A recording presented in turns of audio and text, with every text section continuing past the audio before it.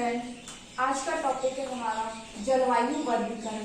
जलवायु वर्गीकरण के अंतर्गत भी हम कॉपेन महोदय का जलवायु वर्गीकरण अध्ययन करेंगे। तो जलवायु वर्गीकरण में सबसे पहले हमें जलवायु का अर्थ स्पष्ट करना है कि जलवायु कहते किसे हैं। तो देखिए, दो शब्द हैं मौसम और जलवायु, दोनों अलग अलग हैं, दोनों की अलग अलग परिभाषाएं हैं। मौसम का अर्थ होता है वायुमंडल की अल्पकालीन दशाओं के योग को भी हम मौसम कहते हैं, क्योंकि मौसम थोड़े समय में ही परिवर्तित हो जाता है। लेकिन जो जलवायु है, जलवायु किसे कहते हैं? वायुमंडल की दीर्घकालीन मौसमी दशाओं के योग को ही हम जलवायु कहते हैं। तो जलवायु का क्या अर्थ हो गया? दीर्घकालीन मौसमी दशाओं के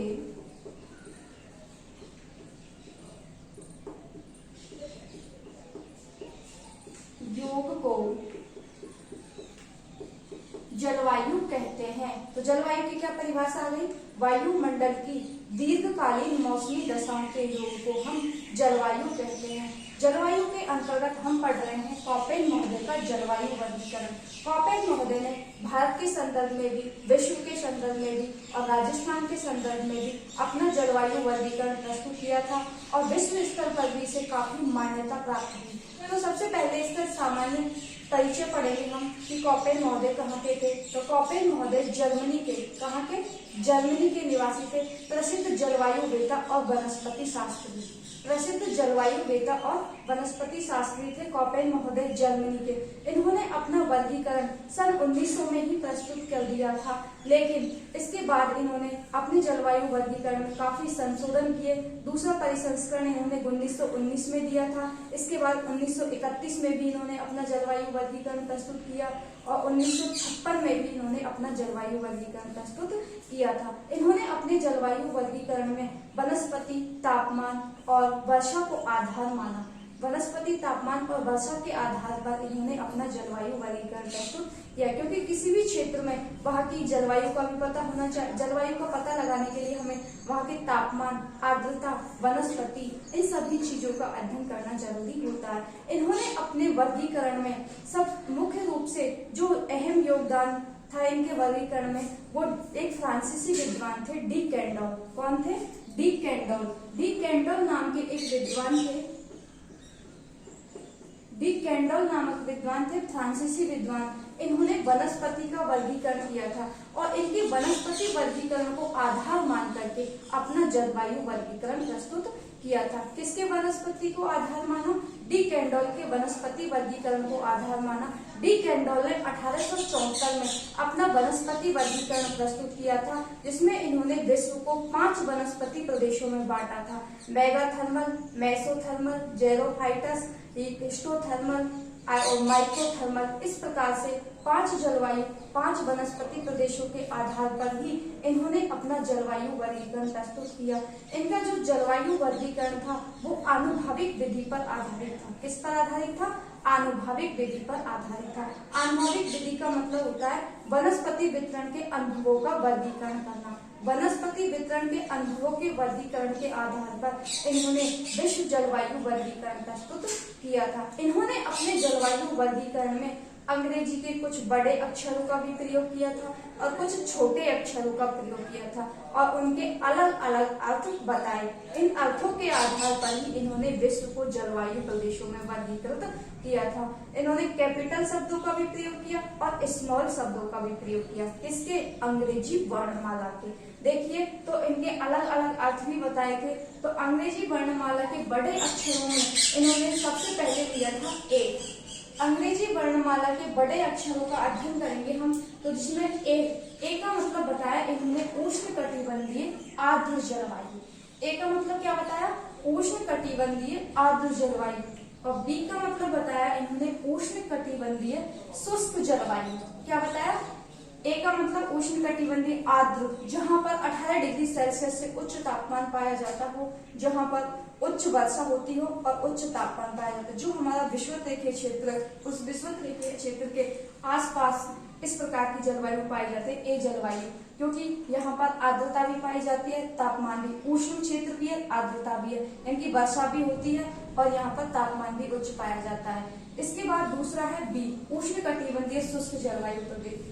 शुष्क मतलब मरुस्थलीय क्षेत्र, जहां पर 18 डिग्री सेल्सियस से उच्च तापमान पाया जाता है, लेकिन वर्षा वहां पर कम पाई जाती है। इसे हम उष्णकटिबंधीय शुष्क जलवायु प्रदेश के अंतर्गत शामिल करते हैं। बी का मतलब हो गया शुष्क। सी, उष्ण शीतोष्ण, इसे हम समशीतोष्ण जलवायु प्रदेश के नाम से भी जान सकते हैं। किसके नाम से? समशीतोष्ण जलवायु प्रदेश के नाम से भी जानते हैं। सी, मध्य अक्षांशीय क्षेत्रों की जलवायु है। डी का मतलब होता है शीत शीतोष्ण, अर्थात जहां पर उष्णता कम मात्रा में पाई जाती है और शीतता अधिक मात्रा में पाई जाती है, उसे शीत शीतोष्ण जलवायु प्रदेश के अंतर्गत शामिल किया गया है। तो डी का मतलब क्या बताया? शीत शीतोष्ण। और ई का मतलब बताया शीत जलवायु, या हम इसे कह सकते हैं ध्रुवीय जलवायु प्रदेश। इस प्रकार से इन्होंने अंग्रेजी वर्णमाला के बड़े अक्षरों में 5 अक्षर महत्वपूर्ण माने।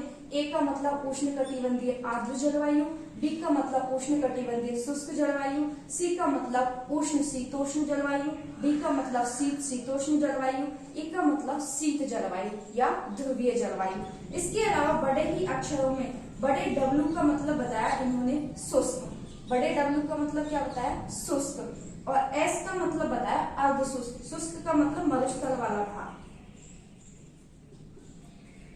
मरुस्थल वाला भाग। एस का मतलब अर्ध शुष्क, जहां पर स्टेपितुल्य जलवायु पाई जाती है। और टी का मतलब बताया टुंड्रा, जो ध्रुवीय क्षेत्र है, टुंड्रा क्षेत्र है, उसे हम टी से संबोधित करते हैं, बड़े टी से। और एफ का मतलब बताया, बड़े एफ का मतलब हिमाच्छादित प्रदेश। इस प्रकार से इन्होंने अंग्रेजी के बड़े अक्षरों का अलग अलग अर्थ बताया। इसके बाद में अब हम अध्ययन करेंगे छोटे अक्षरों का। इन्हीं के आधार पर इन्होंने अपने जलवायु प्रदेशों का वर्गीकरण किया था, जिनमें छोटे अक्षरों में एफ, देखिए यहाँ तो बड़ा एफ है, बड़ा एफ का मतलब हिमाच्छादित, जो हमेशा बर्फ से ढका हुआ है। लेकिन जो छोटा एफ है उसका मतलब होता है वर्ष भर वर्षा, अर्थात वह क्षेत्र जहां पर अगर जैसे ए के साथ में एफ जुड़ गया है तो ए का मतलब उष्णकटिबंधीय आर्द्र और एफ का मतलब वर्ष भर वर्षा, वह क्षेत्र जहां पर वर्ष भर वर्षा होती है वह उस जगह पर हम किस शब्द का प्रयोग करेंगे? एफ शब्द का प्रयोग करेंगे, जो भी कौन सा स्मॉल वाला है। एम, छोटे एम का मतलब होता है मानसूनी, वह क्षेत्र जहां पर मानसूनी जलवायु पाई जाती है, क्योंकि इस बड़े अक्षरों के साथ जब छोटे अक्षरों का मिलान करेंगे तो वो जलवायु प्रदेश कहलाएंगे। तो एम का मतलब क्या बताया? मानसूनी जलवायु। और एच, जहां पर छोटा एच आ जाए उसका मतलब है 18 डिग्री सेल्सियस से अधिक तापमान, वह क्षेत्र या वह जलवायु क्षेत्र जहां पर 18 डिग्री सेल्सियस से अधिक तापमान पाया जाता है उसे हम एच के अंतर्गत शामिल करेंगे। के का मतलब होता है 18 डिग्री सेल्सियस से कम तापमान, जहां पर 18 डिग्री सेल्सियस से कम तापमान पाया जाएगा उसे हम के जलवायु के अंतर्गत रखेंगे। और देखिए यहाँ पर तो हमने बड़ा एस पढ़ा था जिसका मतलब अर्धशुष्क, और यहाँ पर हम अध्ययन कर रहे छोटे एस। छोटे एस का मतलब है ग्रीष्म ऋतु शुष्क, और जो संपूर्ण वर्षा होगी वो होगी शीतकाल में। एस का मतलब समर होता है, तो ग्रीष्म शुष्क और वर्षा शीतकाल में, वर्षा शीत ऋतु में होगी, शीत ऋतु में वर्षा। और डब्ल्यू का मतलब होता है विंटर शुष्क, अर्थात शीतकाल शुष्क और वर्षा ग्रीष्म ऋतु में।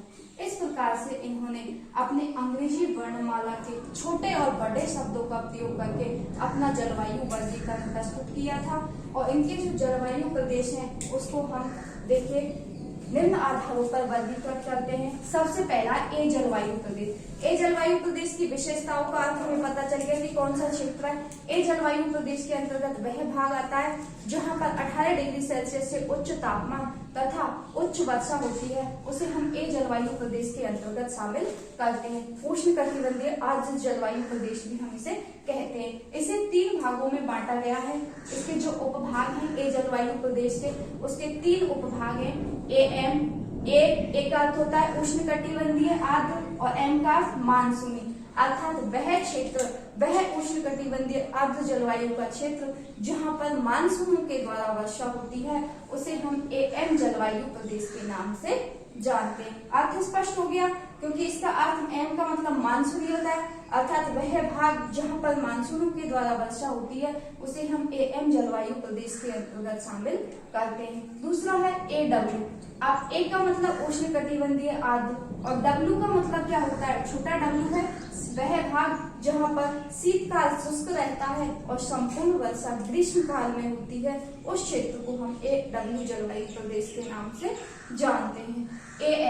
AS का मतलब होता है, A का मतलब उष्ण कटिबंधीय आर्द्र जलवायु का वह भाग जहां पर ग्रीष्म ऋतु शुष्क होती है और संपूर्ण वर्षा शीतकाल में चक्रवातों के द्वारा जो वर्षा होती है उसे हम AS जलवायु प्रदेश के अंतर्गत शामिल करते हैं। इस प्रकार से A जलवायु प्रदेश को 3 भागों में विभाजित किया गया है। दूसरा है B जलवायु प्रदेश। B का मतलब उष्ण कटिबंधीय शुष्क जलवायु प्रदेश, अर्थात वह भाग जहां पर उच्च तापमान पाया जाता है और न्यून वर्षा पाई जाती है उसे हम B जलवायु प्रदेश के अंतर्गत शामिल करते हैं। जो हमारे संपूर्ण मरुस्थलीय भाग हैं उनके अंतर्गत B जलवायु प्रदेश आता है।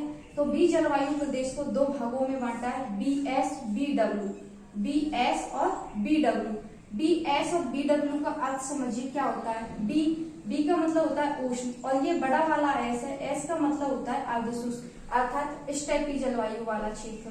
तो इसे भी हम 2 भागों में बांटते हैं, BSH BSK, अर्थात उष्ण कटिबंधीय अर्धशुष्क जलवायु का वह क्षेत्र जहां पर H का मतलब 18 डिग्री सेल्सियस से उच्च तापमान पाया जा रहा है, उस क्षेत्र को हम BSH जलवायु प्रदेश के अंतर्गत शामिल करते हैं। दूसरा है BSK, अर्थात उष्ण कटिबंधीय अर्धशुष्क जलवायु का वह क्षेत्र जहां पर 18 डिग्री सेल्सियस से कम तापमान पाया जा रहा है। यहाँ तो अधिक है और यहाँ पर कम, 18 डिग्री सेल्सियस से कम तापमान पाया जा रहा है, उसे हम BSK जलवायु प्रदेश के अंतर्गत शामिल करते हैं। दूसरा है BW का मतलब होता है बिल्कुल शुष्क, अर्थात यहाँ तो थोड़ी बहुत अर्धशुष्कता पाई जाती है लेकिन ये उष्ण कटिबंधीय जलवायु का वह क्षेत्र है जो बिल्कुल शुष्क पाया जाता है, बिल्कुल मरुस्थलीय वाला भाग है, उसे हम BW जलवायु प्रदेश के अंतर्गत शामिल करते हैं। इसे भी हम तापमान के आधार पर 2 भागों में बांटते हैं,